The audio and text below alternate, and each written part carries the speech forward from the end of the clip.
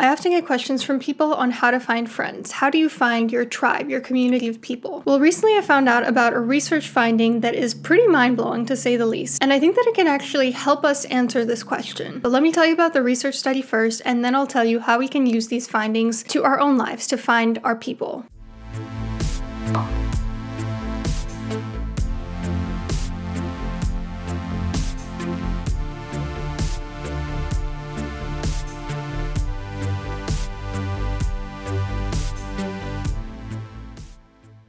In the 1960s, a psychology researcher by the name of Stanley Milgram initiated what's now called the Small World Experiment. The goal of the study was to examine how long it takes for a social network to reach a specific individual. What's the probability that two randomly selected people know each other? In other words, how small of a world is it really? Back in the 60s, it was becoming increasingly interconnected. We were becoming increasingly globalized, though it's honestly nothing compared to what things are like today. So the research methodology went like this. Information packets were sent to a random selection of people, and in those information packets was a target individual, somebody who actually exists. The participants were asked to, if they know the target individual, forward it to that person, or if they don't know the target individual, forward the packet to somebody who might. So how many of these exchanges, these forwarding of the packets, do you think it took before people eventually found the target individual?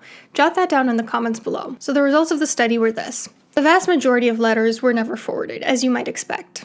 However, of the ones that were, it took an average of 5.5 to 6 times being forwarded before the target individual received the packet. Milgram's conclusion was that any two random people can be linked by a chain of about 6 steps. This was later coined by other people as the 6 degrees of separation rule, that it takes about 6 levels of separation for two random people to find each other, confirming the idea that it really is such a small world. Now, like I said, in 2024, we are much more interconnected now than we were in the 60s. So have these findings been replicated at all? Well, there was a study in 2003 that also found that we estimate that social searches can reach their targets in a median of 5 to 6 steps. So yeah, research does suggest that this is still true. Now, I think that there's a way that we can use this pretty mind-blowing scientific discovery to our advantage when we're looking for friends, or even romantic partners. But before I tell you about that, I want to tell you about another way to increase your social connectedness with people on a global scale, and that is where I'd like to thank the sponsor of today's video, Babbel. Babbel is one of the top language learning apps in the world, and I think that one of the wonderful things about modern technology is it allows us to do things like learn languages in such a simple way with so much convenience from the comfort of our own homes, on your own schedule with no need to commute somewhere, waste time in traffic, things like that. Babbel has practical conversations about topics like travel, business, relationships. It's kind of like your own personal language coach. And there are so many reasons to learn a new language. One of them being you are more connected with other people.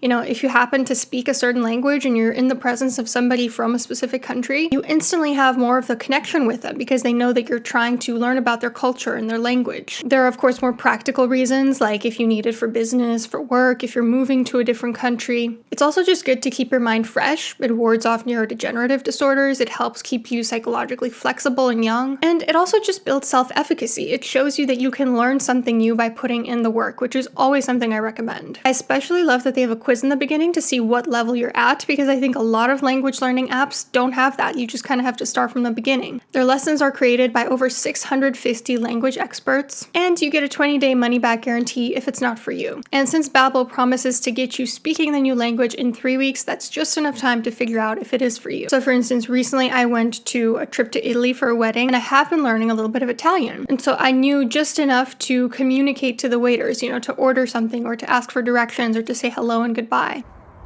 Arrivederci. Arrivederci. Piacere. Piacere. Come sta? Come sta? Buonasera. Buonasera. Get 60% off your subscription using my link below. And let me know in the comments what language you would like to learn and why, because that's always interesting. So back to the 6 degrees of separation rule. How can we use this research to find our tribe? Look, Milgram's study wasn't perfect. For one, there was a significant non-response and selection bias. In some cases, because people didn't know the intended target, they might have just been guessing about who in their circle could know the target.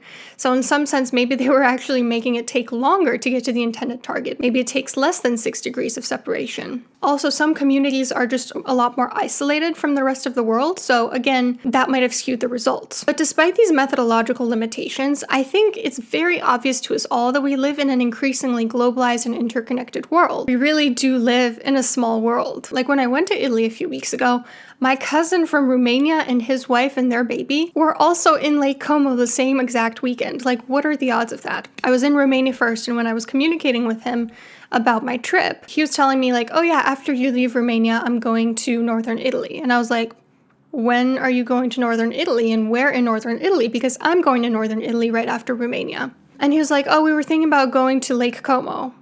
And it was exactly the weekend that we were going to be in Lake Como.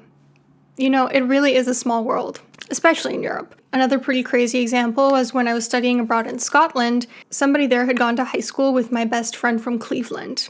You know, like just what are the odds? Honestly, I feel like we live in a world where it might take less than 6 degrees of separation to find somebody that we're looking for. And in the context of looking for your people, you're not looking for a specific person, you know? Like you're not looking for Bonnie Johnson, for instance. You're just looking for somebody with a specific set of traits or a specific set of values that you want to be friends with. So that is the very first step in using this finding to your advantage. Figure out what type of person you're actually looking for. Who is the intended target, as it were? So jot down the traits or values or descriptors of the type of friend that you're looking for. I have mentioned I'm moving to another country very soon. So let me use myself as an example. In this new country, I'm looking for friends who are kind and accepting, who are also very independent and nuanced. I don't want to be friends with people who are very extreme in their thinking or who are extreme ideologues. And I also want to be friends with someone who's fun and adventurous, who's going to motivate me to push myself outside my comfort zone, who wants to do things on a regular basis. So what about you? What are you looking for in a friend? What are you looking for in your community that you're seeking out? Once you've identified a general idea of who you're looking for, start casting your net far and wide. Hang out with really whoever is available in your nearest surroundings. Get involved in as many hobbies as you can. Start hanging out with your classmates or colleagues if you have any. Go to community events, go to social events, go on Bumble BFF, whatever floats your boat. And remember, it's not as likely that you'll find your people with just 1 degree of separation.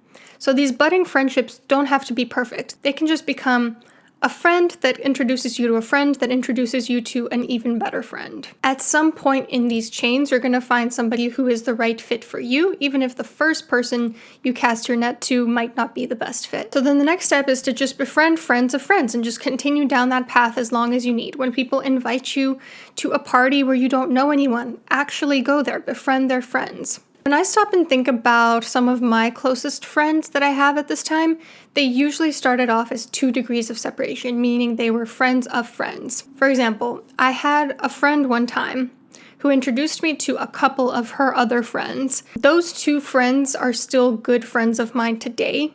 That friend that introduced us is actually not friends with any of us anymore. Or one of my best friends that I have, I actually met through a different friend.